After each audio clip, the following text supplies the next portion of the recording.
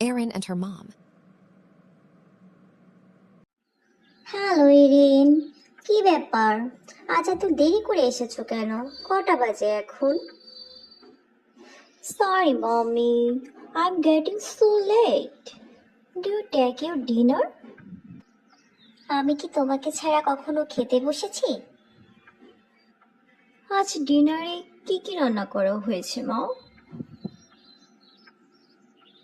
আজ আমার শরীরটা ভালো ছিল না, বুঝলে, তাই কিছুই রান্না করিনি। ভেবেছি নুডলস করে খাবো।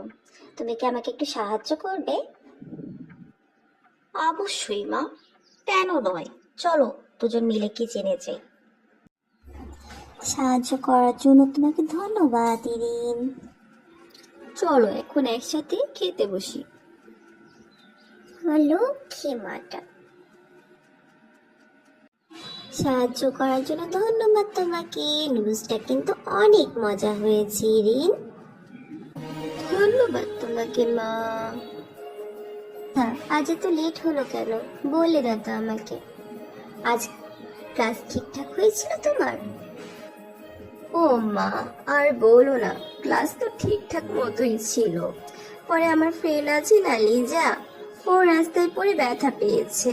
পরে আমরা সব ফ্রেন্ডরা মিলে ওকে হসপিটালে অ্যাডমিট করে দিলাম। আঙ্কেল আন্টিকে ফোন দিয়েই বাসায় চলে আসলাম মা, দেরি করিনি তেমন। ওহ লিজা, আচ্ছা মা, ভালো করেছো খুব। আর ওর খোঁজ খবর কিন্তু নিও, কেমন আছে কি অবস্থা, খোঁজ খবর নিবি মেয়েটার। কাল ভাবছি একবার দেখতে যাব ওকে আবার। আচ্ছা, অনেক রাত হয়েছে, এখন ঘুমিয়ে পড়ি, চলো।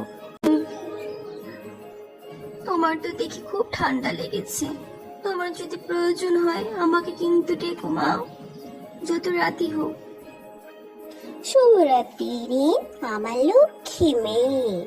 আমি জানো তোমাকে নিয়ে অনেক প্রাউড ফিল করি। তুমি ছাড়া আমার কে আছে মা, সেই জন্য তো আমাদের একে অন্যের খেয়াল রাখতে হবে।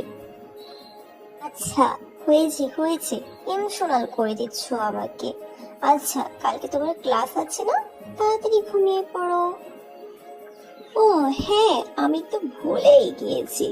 হ্যাঁ মা, কাল আমার ক্লাস আছে। আচ্ছা মা, গুড নাইট। আর শোনো মা, আমি কিন্তু তোমাকে অনেক ভালোবাসি। অলরেডি 12টা বেজে গিয়েছে, ঘুমিয়ে পড়ো দেখি।